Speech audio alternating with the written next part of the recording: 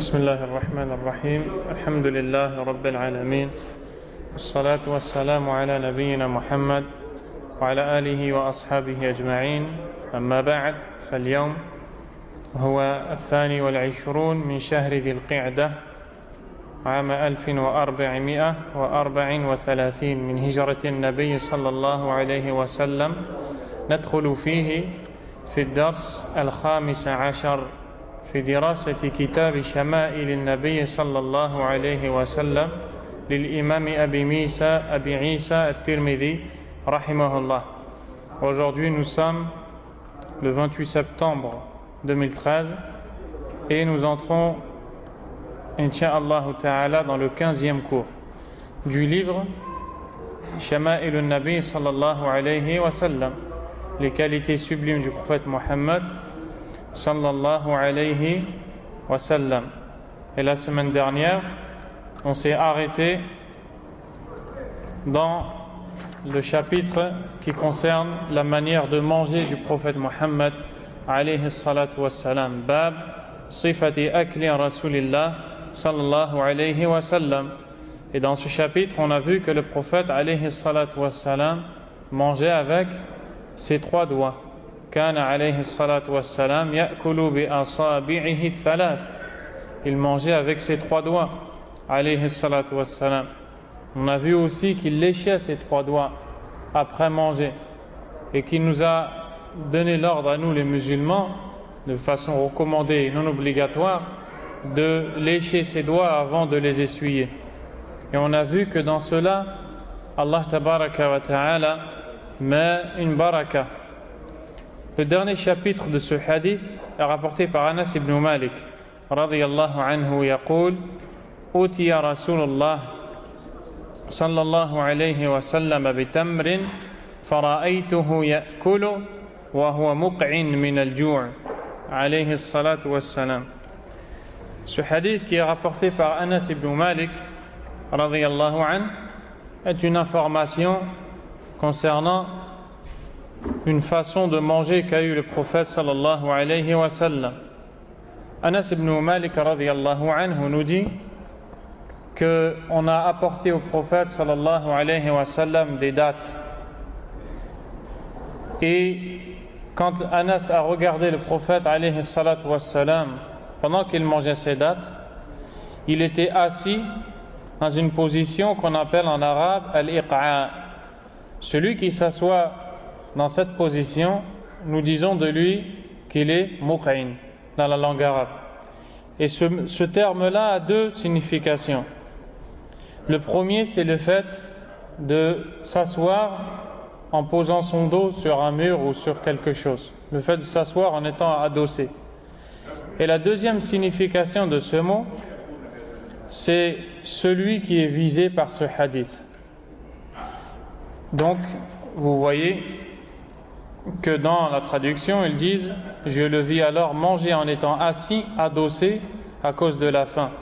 Cheikh al-Albani rahimahullah ta'ala a dit que ce n'est pas le sens voulu par ce terme ici dans ce hadith, mais que ce qui est voulu, c'était que le prophète sallallahu alayhi wa sallam, quand il a mangé ses dattes, il était assis dans cette position qu'on appelle al-iqa'. Al-iqa', c'est le fait de s'asseoir sur les jambes qui seront repliées, et c'est-à-dire que la personne qui s'assoit les cuisses sur les mollets. Elle plie ses deux jambes et elle s'assoit, elle pose ses cuisses sur ses mollets et ses deux pieds derrière restent levés. Les orteils en direction de la qibla ou autre, les orteils posés sur le sol et le plat du pied en l'air. Est-ce que vous avez compris ou pas? Ou je vous la fais? Je vais vous la faire. Donc le prophète sallallahu alayhi wa sallam, quand il a mangé ses dattes, était assis dans cette position. Et l'imam Ahmad rahimahullah a rapporté selon Anas ibn Malik radiyallahu anhu qui dit أهدي لرسول الله صلى الله عليه وسلم تمر فجعل يقسمه بمكتل واحد وأنا رسوله به حتى فرغ منه فجعل يأكل وهو مقع أكلا ذريعا فعرفت في أكله الجوع عليه الصلاة والسلام. Anas ibn Malik nous dit, on a offert au messager d'Allah sallallahu alayhi wa sallam des dates. Il s'est mis alors à les partager. Le prophète alayhi salatu wa sallam, ce jour-là où on lui a offert des dates, avait faim. Et les sahaba radiyallahu anhum aussi. Quand on lui a apporté ces dates en cadeau, pourquoi en cadeau? Car le prophète alayhi salatu wa sallam n'a pas le droit d'accepter la sadaqa. Il n'a pas le droit d'accepter l'aumône, mais il a le droit d'accepter le cadeau. Donc, un compagnon lui a offert ces dates. Il les a pris alors que lui-même avait faim, alayhi salatu wassalam. Et il s'est mis à les partager. Et il s'est mis à les partager pour ses compagnons qui eux aussi avaient faim. Anas ibn Malik nous dit que c'est lui qui avait la charge justement d'aller donner la part à chacun parmi les sahaba. Jusqu'à ce que le prophète sallallahu alayhi wa sallam ait terminé le partage des dates pour ses compagnons.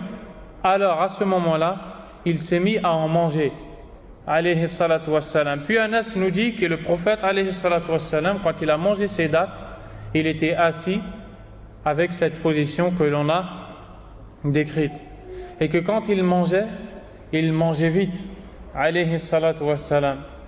Alors Anas a compris que le prophète était affamé et qu'il avait faim, sallallahu alayhi wa sallam. Et cette position que l'on a montrée, c'est la position de celui qui est pressé. Il est pressé quand il veut manger.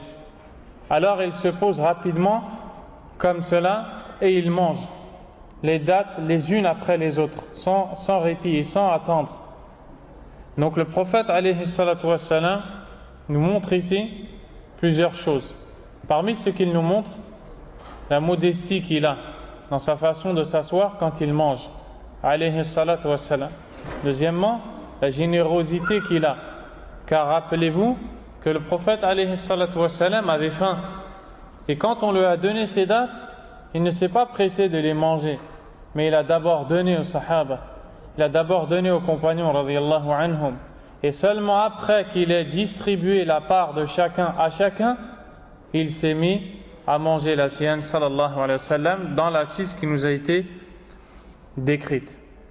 Donc on voit une des assises du prophète alayhi salatu wassalam, et ce qui l'a poussé à s'asseoir comme cela, c'est la faim, alayhi salatu wassalam. Et avec ce hadith, nous terminons le chapitre concernant la manière de manger du prophète sallallahu alayhi wa sallam. Et nous allons passer au chapitre suivant. Mais avant, on va revenir au chapitre concernant le train de vie du prophète sallallahu alayhi wa sallam. Dans ce chapitre, souvenez-vous qu'on a vu la parole du compagnon radiyallahu anhu qui est Amr ibn al-As, dont nous allons lire un passage.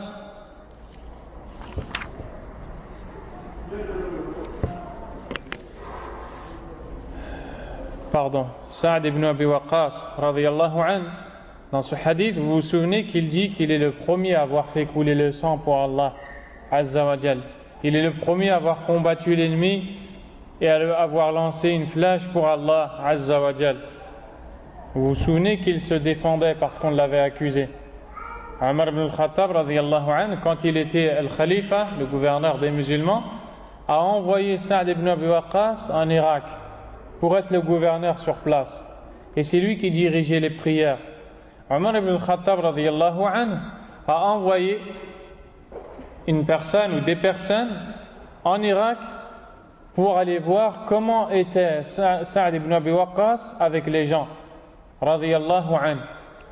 Et ces personnes faisaient les tours des mosquées pour interroger les fidèles. Et chacun disait que Sa'd ibn Abi Waqqas était un homme juste, un homme bon. Quand ils sont arrivés à une personne qui s'est levée et qui s'est mise à dire que Sa'd ibn Abi Waqqas radiyallahu anhu n'accomplissait pas correctement la prière. La yuhsinu as-salah. il a dit que Sa'd ibn Abi Waqqas n'accomplissait pas correctement la prière. Vous vous souvenez de ce hadith? Vous vous souvenez de ce hadith? Et il y avait juste une chose à rajouter dans cette histoire. C'est que Sa'd ibn Abi Waqqas, radiyallahu anhu, a invoqué Allah subhanahu wa ta'ala contre cet homme.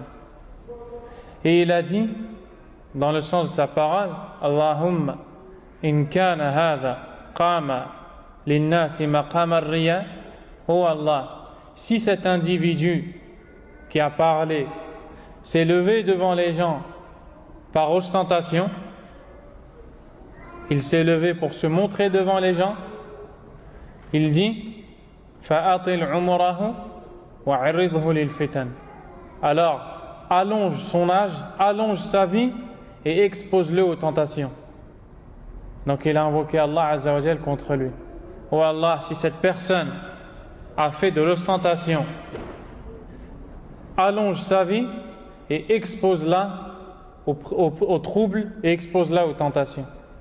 Cet homme-là a vécu jusqu'à un âge tellement avancé que ses paupières tombaient sur ses joues.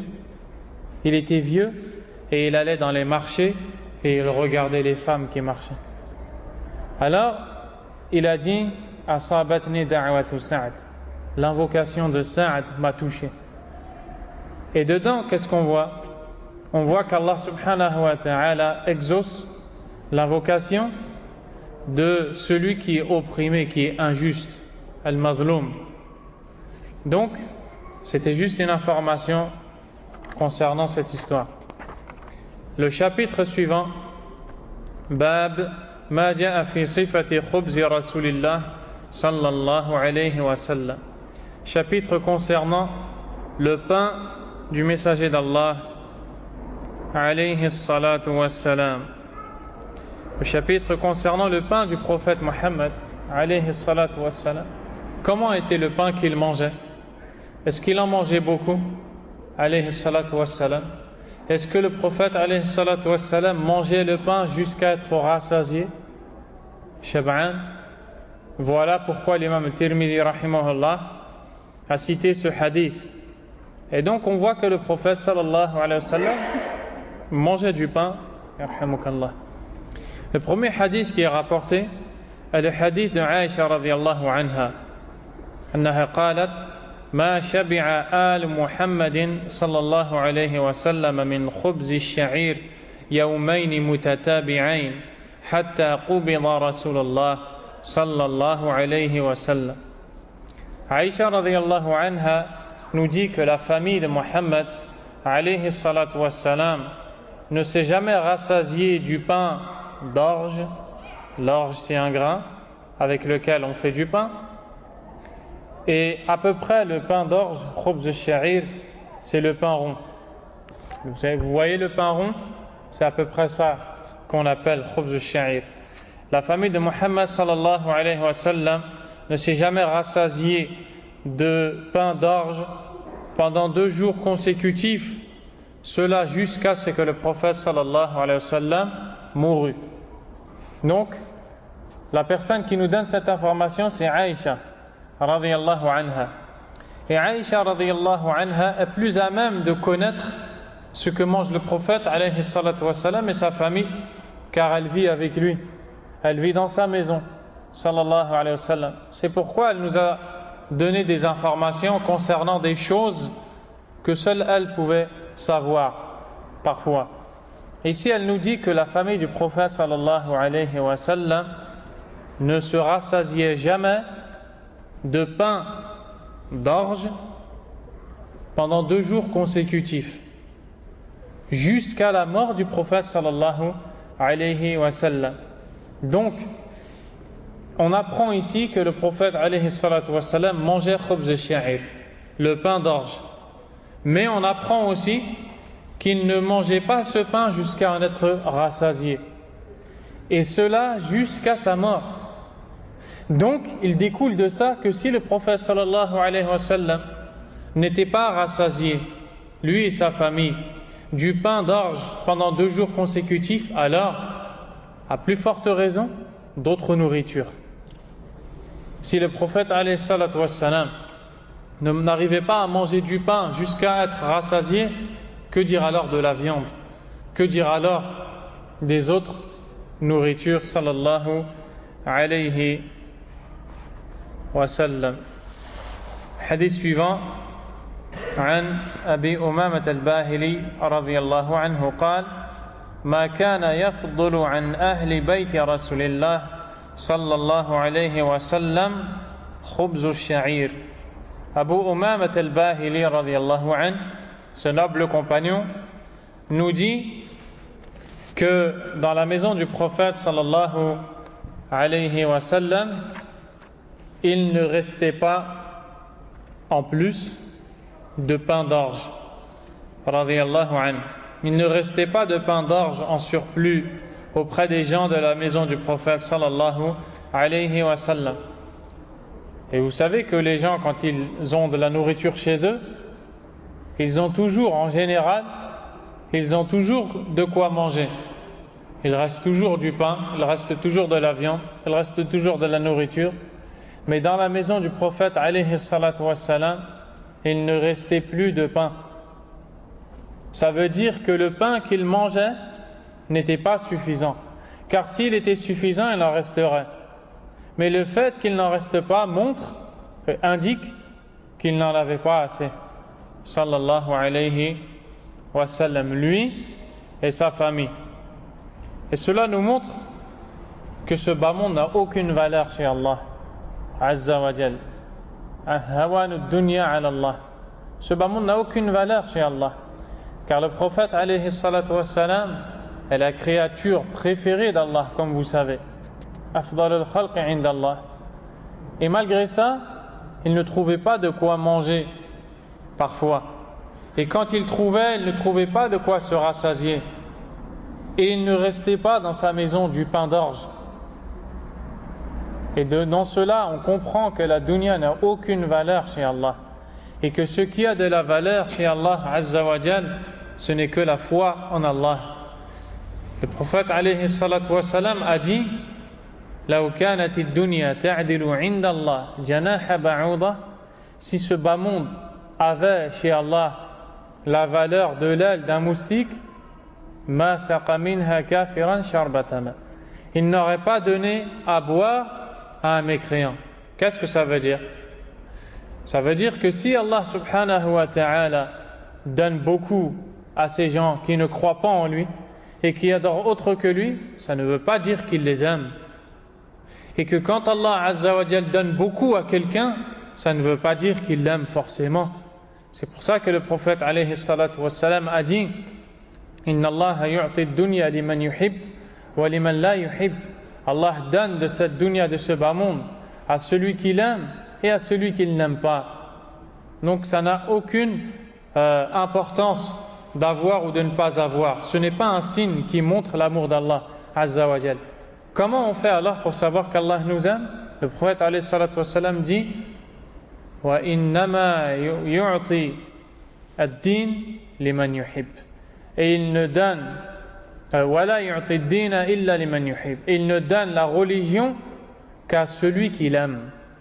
Quand Allah aime quelqu'un, il lui donne le din, il lui donne la religion, il lui donne la foi en Allah, en ses noms, en ses attributs. Il va l'aider pour qu'il n'adore qu'Allah Azza wa Jal, seul, sans associé. Il ne va invoquer qu'Allah, ne placer sa confiance qu'en Allah Azza wa Jal. Il va l'instruire dans sa religion. Comme le prophète sallallahu alayhi wa sallam a dit: Man yuridillahu bihi khayra yufaqihu fid din. Celui à qui Allah veut du bien, il l'instruit dans sa religion, il lui fait comprendre sa religion, il lui fait comprendre le Coran, il lui fait comprendre la Sunna. Cette personne-là est celle à qui Allah a voulu du bien et est celle qu'Allah Azza wa Jalla a aimée. Mais la personne qui a de cette dunya, ça ne veut rien dire. Des fois, cette dunya peut être une baraka pour la personne, un bien et une bénédiction, mais des fois, cette même chose peut être une niqma pour la personne, une tentation, une vengeance d'Allah Azza wa Jal, ce qu'on appelle en arabe al-istidraj. Al-istidraj, c'est le fait qu'Allah subhanahu wa ta'ala laisse la personne qui désobéit s'enfoncer dans sa désobéissance en lui donnant encore plus des bienfaits, de l'argent, la santé, la dunya et tout ce que cette personne souhaite, jusqu'à ce que cette personne croie qu'elle est aimée d'Allah Azza wa Jal, jusqu'au jour où Allah Azza wa Jal reprend cette personne et se venge d'elle. C'est pourquoi les salaf salih, les pieux prédécesseurs parmi les sahaba radiyallahu anhum, les tabi'un et leurs suiveurs, les 3 premières générations, quand ils avaient de la dunya, ils se sentaient éprouvés par Allah. Et l'un d'entre eux disait même: j'ai peur que ce soit une vengeance d'Allah sur moi. Donc voilà le regard que eux ils avaient de la dunya. Et voilà l'approche qu'ils avaient de cette dunya. Donc, le prophète sallallahu alayhi wa sallam n'avait pas de quoi se rassasier pendant 2 jours. Il ne restait pas un surplus de pain chez lui, alayhi salatu wassalam. Le hadith suivant, عن عبد الله بن عباس رضي الله عنهما قال: كان رسول الله صلى الله عليه وسلم يبيت الليالي المتتابعة طاويا أي جائعا هو وأهله لا يجدون عشاء وكان أكثر خبزهم خبز الشعير. عبد الله بن عباس رضي الله عنهما, qui est le cousin du prophète Mohammed sallallahu alayhi wa sallam, le fils de Abbas, qui est le frère du père du prophète sallallahu alayhi wa sallam, nous rapporte que le messager d'Allah sallallahu alayhi wa sallam et sa famille passaient des nuits successives dans la faim sans avoir de quoi dîner. Le pain dont ils disposaient le plus était le pain d'orge. Des nuits qui passaient les unes après les autres, et le prophète sallallahu alayhi wa sallam ne trouvait pas de quoi manger. Il ne trouvait pas de quoi manger, il ne trouvait pas de quoi nourrir sa famille, et ne trouvait pas de quoi nourrir ses compagnons radiyallahu anhum. On a vu dans un chapitre que Abu Huraira radiyallahu anhu avait tellement faim qu'il tombait par terre et qu'il roulait sur le sol, à un point où l'un d'entre eux parmi les compagnons s'asseyait contre lui et posait sa jambe sur son cou en pensant qu'il était pris de folie, ou bien en pensant qu'il était habité par un démon, alors que ce n'était pas le cas, mais ce n'était que la faim qui le poussait à faire ces crises. Abu Huraira radiyallahu anhu et les compagnons mangeaient les feuilles qu'ils trouvaient dans les arbres. Ils arrachaient les feuilles, les mettaient dans leur bouche et les mangeaient parce qu'ils n'avaient rien d'autre à manger. Le prophète alayhi salatu wassalam, avec sa famille, passait des nuits entières dans la faim. Aïcha radiyallahu anha nous dit qu'un jour une femme, parmi les femmes de Sahaba, est venue voir Aïcha dans sa maison et lui a demandé de la nourriture pour ses enfants. Cette femme avait 2 enfants, 2 filles ou 2 enfants. Aïcha radiyallahu anha est rentrée chez elle, donc chez le prophète sallallahu alayhi wa sallam, et elle a cherché à manger. Elle n'a rien trouvé, sauf 3 dattes. Alors elle a ramassé ces 3 dattes et les a données à cette femme. Qu'est-ce que cette femme a fait? Elle a pris une date pour elle, une pour un enfant et l'autre pour un autre enfant.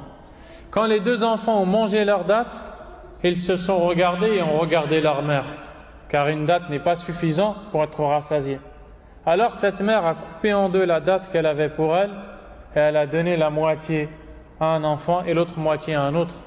Et Aïcha radiyallahu anha est allée voir le prophète sallallahu alayhi wa sallam pour lui donner cette information, et le prophète sallallahu alayhi wa sallam a beaucoup aimé ce que cette femme a fait. Tout ça pour montrer qu'il n'avait presque rien à manger. Comparé à nous aujourd'hui, on a presque tout à manger. Eux, ils avaient presque rien.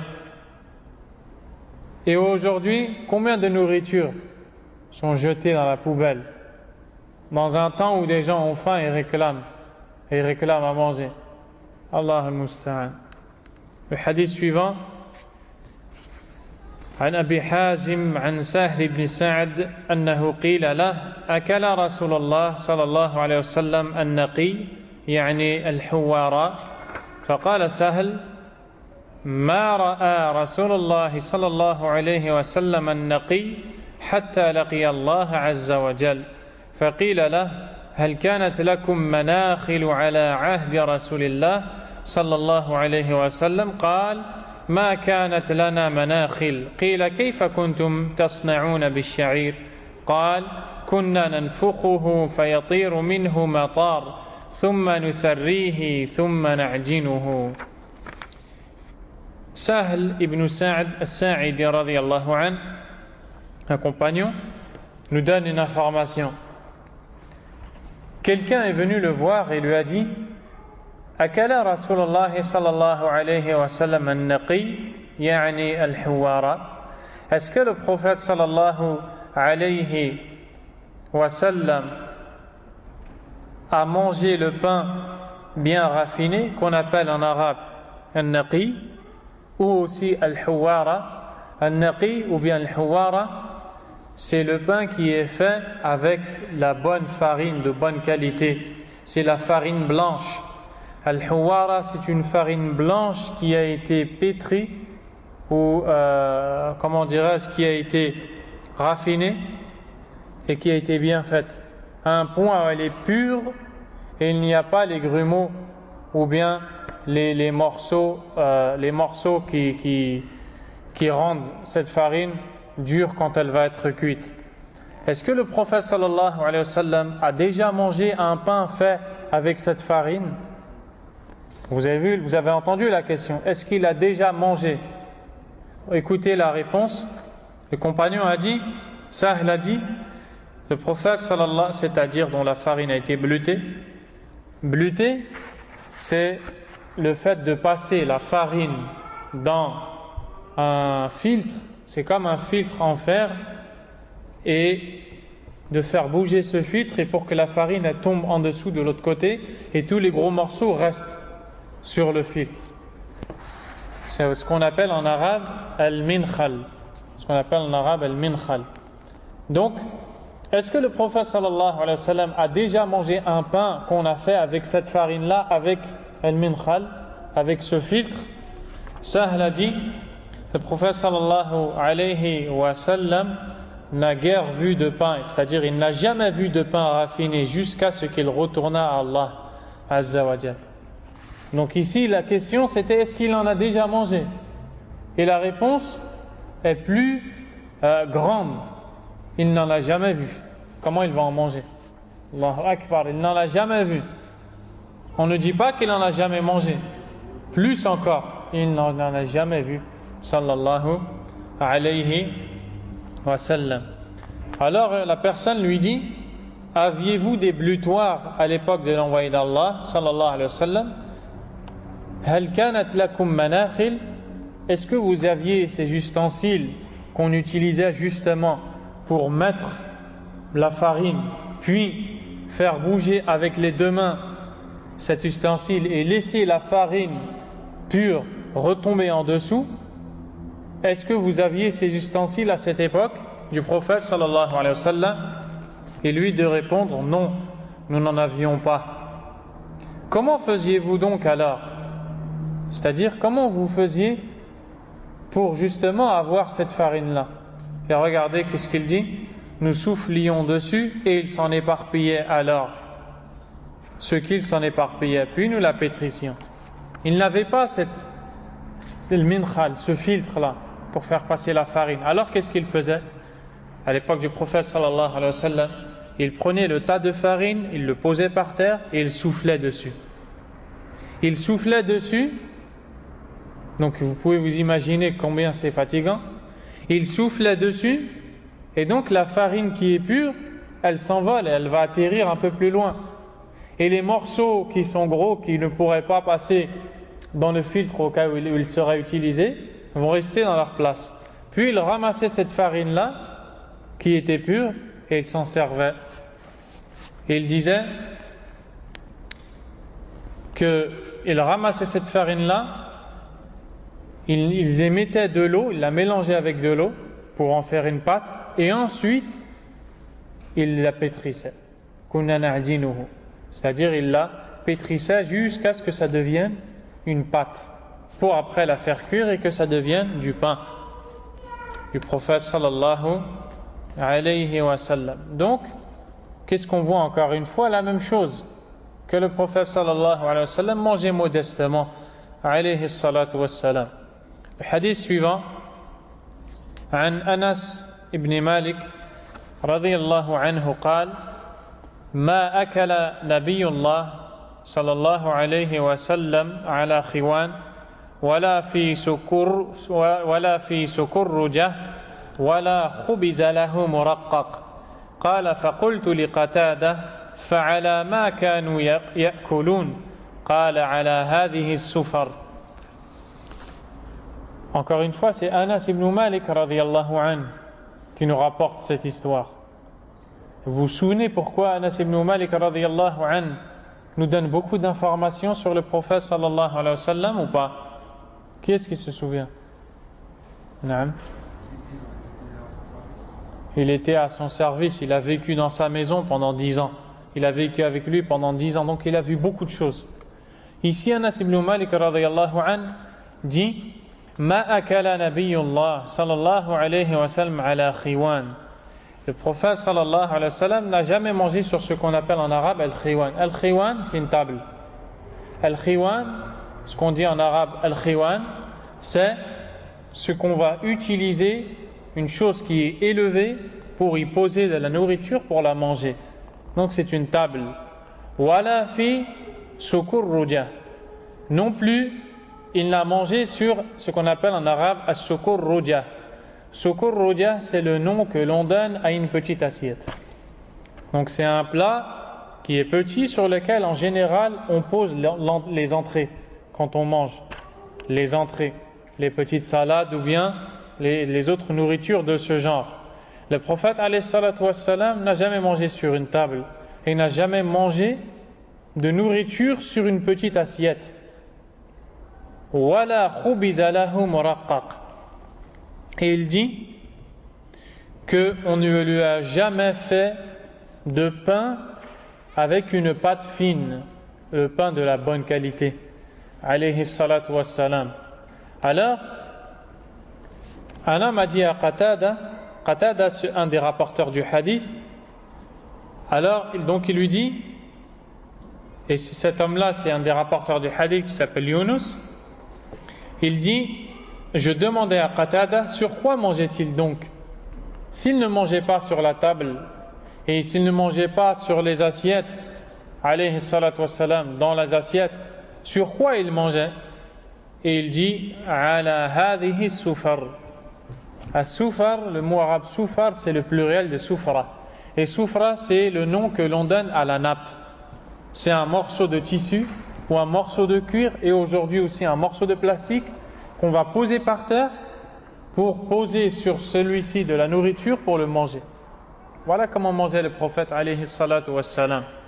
Il ne mangeait pas sur une table, il ne mangeait pas dans une assiette, il mangeait directement sur une nappe. Il posait la nourriture sur une nappe. Il était de juste milieu. Il ne mangeait pas directement sur le sol, car peut-être qu'il y avait de la saleté ou des impuretés. Et par modestie, il ne mangeait pas non plus sur une table, alayhi salatu wassalam, non plus dans une assiette. Il mangeait avec les compagnons sur les nappes. Est-ce que ça veut dire que c'est interdit de manger sur la table? Non. C'est permis de manger sur la table. Ce n'est pas interdit par Allah subhanahu wa ta'ala de manger sur la table. Ici, Anas ibn Malik radiyallahu anhu est celui qui nous rapporte cette information. Et Ibn Majah radiyallahu anhu rapporte que Qatada, qui est celui qui dit que le prophète sallallahu alayhi wa sallam a mangé sur les nappes, Qatada lui-même a dit: Kunna na'ti Anas ibn Malik wa khabbazuhu qa'ima wa khiwanuhu mawdu'. Il dit que quand il venait visiter Anas ibn Malik radiyallahu anhu, qu'est-ce qu'il trouvait? Il trouvait que Anas ibn Malik radiyallahu anhu avait une table pour manger. Donc on voit que Anas ibn Malik nous dit que le prophète alayhi salatu wassalam n'a jamais mangé sur une table, et lui il a mangé sur une table. et il a vécu avec le prophète sallallahu alayhi wa sallam. Donc, ça veut dire que ce n'est pas interdit de manger sur une table, mais que le prophète alayhi salatu wa sallam, min husni akhlaqihi, parmi ses bons comportements, alayhi salatu wa sallam, le fait qu'il ne mangeait pas sur une table. Et un des savants qui est Ibn al-Arabi al-Maliki rahimahullah, Ibn al-Arabi, a dit que si tu manges, une explication brève de sa parole, si tu manges directement sur le sol, tu peux salir ton repas. Si tu manges sur une table, tu peux t'enorgueillir. Et la religion d'Allah Azza wa Jal, c'est le juste milieu dans cela, le fait de manger sur une nappe, le fait de manger sur une soufra. Wallahu a'lam. Le hadith suivant, le chapitre suivant, car avec cela on a terminé ce chapitre concernant le pain du prophète sallallahu alayhi wa sallam. Le chapitre suivant, Babu ma ja'a fi idami rasulillah sallallahu alayhi wa sallam. Chapitre concernant al-idam. Et le mot idam, c'est le mot qu'on utilise pour désigner ceux qui accompagnent le pain quand on mange, comme les petites sauces dans lesquelles on va tremper les morceaux de pain pour les manger, et de manière générale tout ce qui accompagne le pain, tout ce qui accompagne le pain. Donc ce chapitre ici va concerner ce sujet-là. Comment était le idam du prophète sallallahu alayhi wa sallam? Et le premier chapitre est rapporté encore par Aïcha radiyallahu anha. Et concernant le dernier chapitre que je n'ai pas lu, du chapitre précédent, on ne l'a pas lu car il a été cité au début du chapitre. Dans celui-ci, on nous dit que le prophète sallallahu alayhi wa sallam n'a jamais été rassasié de pain pendant 2 jours consécutifs. Comme on l'a déjà lu, on est passé au chapitre suivant. Le premier hadith, Aïcha radiyallahu anha nous dit بأن رسول الله صلى الله عليه وسلم قال نعم الإدام الخل, c'est-à-dire quel merveilleux accompagnement du pain qu'est le vinaigre. Ici il nous parle du vinaigre. Il nous dit que c'est un bon accompagnement pour le pain. Et cela ne veut pas dire que c'est le meilleur, comme a dit l'imam Ibn al-Qayyim rahimahullah. Mais ce hadith a une histoire. Et pourquoi le prophète sallallahu alayhi wa sallam a dit cette parole? Quel merveilleux accompagnement pour le pain qu'est le vinaigre. Quand il est rentré chez lui sallallahu alayhi wa sallam un jour, il est entré chez lui et a vu qu'il n'y avait pas beaucoup à manger. Alors il a demandé à sa famille qu'est-ce qu'il y a à manger. Et sa famille lui a répondu on n'a que du vinaigre. Alors pour les réconforter ou pour les consoler, il a dit quel merveilleux accompagnement pour le pain qu'est le vinaigre. Il ne s'est pas plaint. Il n'a pas dit pourquoi il n'y a pas plus. Il a accepté la subsistance qu'Allah Azza wa Jal lui a donnée ce jour-là chez lui qui était du vinaigre. C'est pourquoi il a dit quel merveilleux accompagnement pour le pain qu'est le vinaigre. Sallallahu alayhi wa sallam. Et on dit en arabe al-idam, on dit aussi al-udm. On dit al-idam et on dit al-udm. Ensuite, hadith suivant a déjà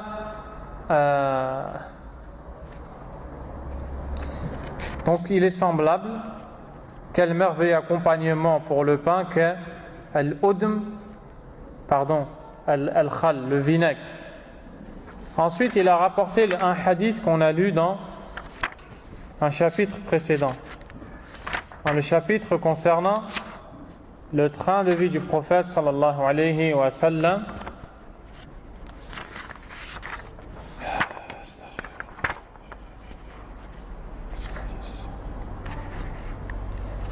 Dans lequel Simak ibn Harb rahimahullah a rapporté selon Nu'man ibn Bashir radiyallahu anhu qu'il a dit alastum fi ta'amin wa sharabin ma shi'tum, n'avez-vous pas ce que vous voulez de nourriture et de boisson?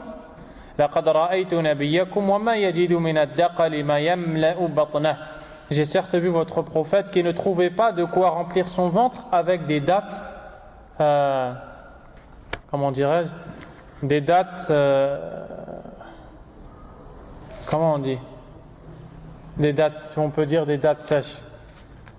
Donc, voici le hadith qui a été rapporté dans ce chapitre par l'imam al-Tirmidhi rahimahullah. Et ici, on se pose une question. Pourquoi ce chapitre a été cité dans ce hadith alors que pourquoi ce hadith a été cité dans ce chapitre alors qu'il concerne ce qui accompagne le pain? Et ici, on ne nous parle pas de pain. Cheikh Abdurrazzaq al-Abbad hafidhahullah a dit dans son explication du livre que peut-être qu'il y a une autre version du hadith où on nous dit que le prophète alayhi salatu wassalam mangeait les dattes avec le pain. Donc ça serait la raison qui a poussé l'auteur du livre à citer ce hadith dans ce chapitre qui concerne l'accompagnement du pain ou ce qui accompagne le pain.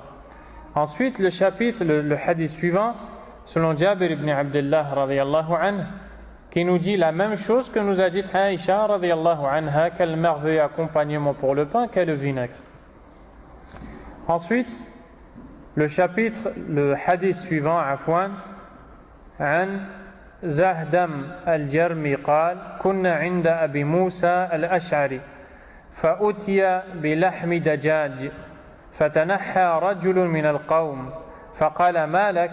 فقال إني رأيتها تأكل شيئا فحلفت ألا آكلها قال أدنو أي تقرب فإني رأيت رسول الله صلى الله عليه وسلم